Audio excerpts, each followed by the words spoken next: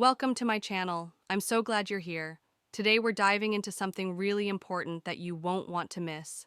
If you enjoy thoughtful content, don't forget to like, share, and subscribe.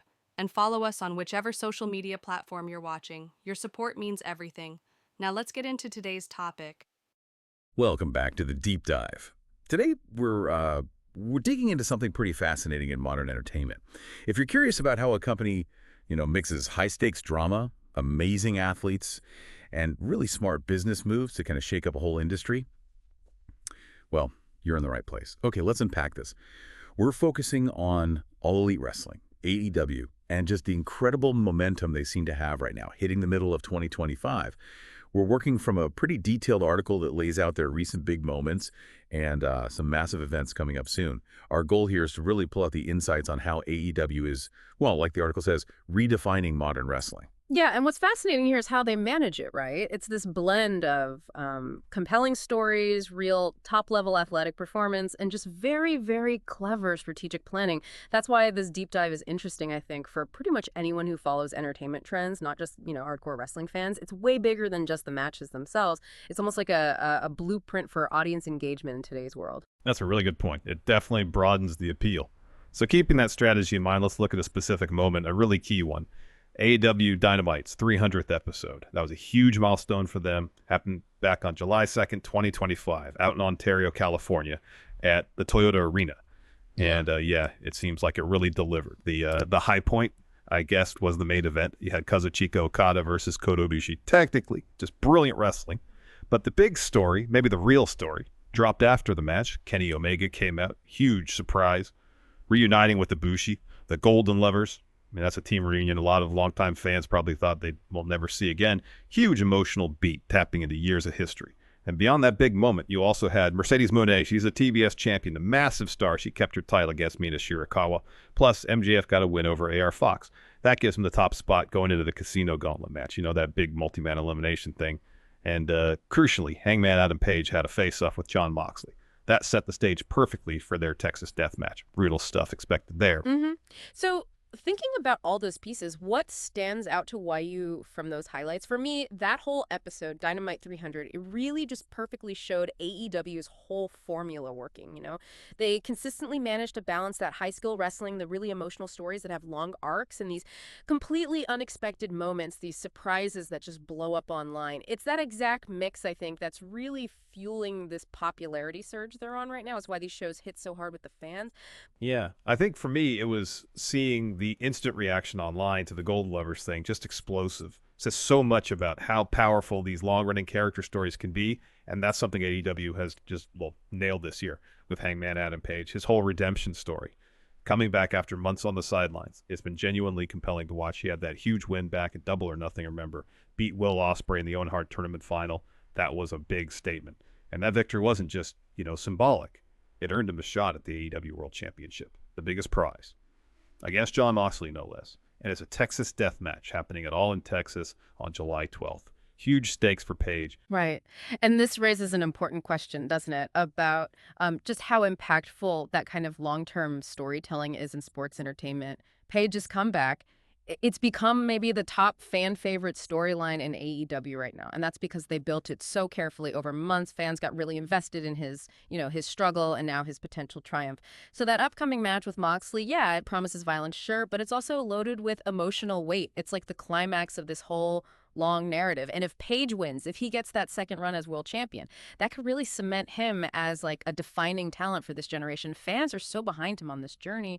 It just goes to show you need that sustained story investment to build real lasting star power. Absolutely. And as if that wasn't enough buzz, AEW just casually dropped another massive announcement. A title unification match. And honestly, it's the definition of a dream match. We're talking AEW Continental Champion Kazuchika Okada versus the AEW National Champion Kenny Omega. I mean, the stakes are just astronomical, right? Winner becomes the first ever AEW Unified Champion. That's instant history. Elevates the winner, elevates the new title itself, and maybe even bigger. This brings back the Omega-Okada rivalry. Their matches in New Japan Pro Wrestling, legendary. Some people call them the best ever. So this is probably going to headline All in Texas. And it's guaranteed to change the whole title picture in AEW. like forever. That's it, exactly. It's not just throwing big names together. It's about strategically mapping out these huge rivalries, building that fan desire over time, sometimes years, and then delivering the payoff right when the anticipation is peaking. What AEW does so well here is they tap into fan knowledge, fan history, that nostalgia, and they use it as a core part of their business. It gets people excited, gets them talking. Other entertainment sectors can definitely learn from that. How to build that kind of loyalty and create that must-see event buzz. It's smart. Really smart way to drive viewership, pay-per-view buys, everything. Yeah, those big in-ring stories, those payoffs, they clearly work with the fans.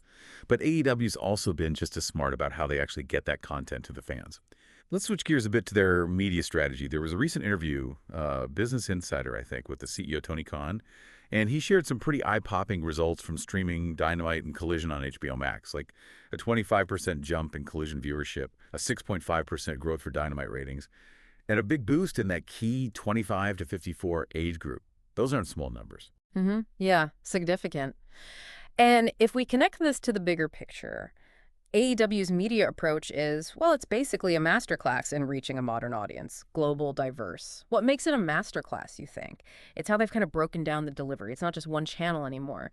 You've got free stuff on YouTube to hook people in. You've got the regular cable TV shows for the established audience, and you've got the premium streaming on HBO Max for the really dedicated fans. It creates this, like, layered system, easy to get started, but also ways to go deeper if you're really into it. Lowers the barrier to entry, but also makes money from the super fans. It's this kind of fractal way of capturing an audience, and it really shows that wrestling fans today, they're not just on cable anymore, which, reflects how everyone consumes media now, really.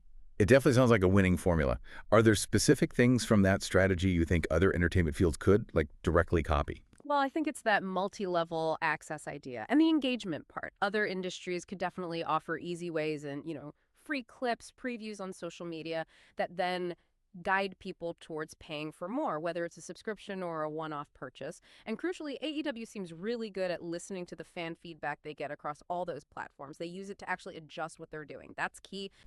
That feedback loop sounds vital. Okay, so all this build-up, all this excitement, it's all leading towards what they're calling the biggest event of the year, AEW All in Texas 2025. That's happening July 12th. Globe Life Field down in Texas. They're expecting, over 50,000 people. It's supposed to be their biggest show ever in the U.S. And the match card, it's not just random fights. It's, like you said, payoffs to big stories, huge stakes. You've got the world title, that Texas death match. Moxley defending against Hangman Page, the climax of that whole redemption story. Then the unification match we just talked about. Okada versus Omega. History-making stuff, rekindling that epic rivalry, TBF title, Mercedes Moné defending against Chris Statlander. That should be intense. Also, a massive tag match, the Young Bucks taking on Will Ospreay and Swerve Strickland. Just pure talent in that one. And yeah, the Casino Gauntlet match with MJF come in as the #1 seed. He'll be looking to dominate that. Right. You see why this event feels so huge, right? It's not just one big match. It's like multiple main event level clashes all on one show. You've got titles on the line. You've got these dream matches that could literally set the course for AEW's next chapter.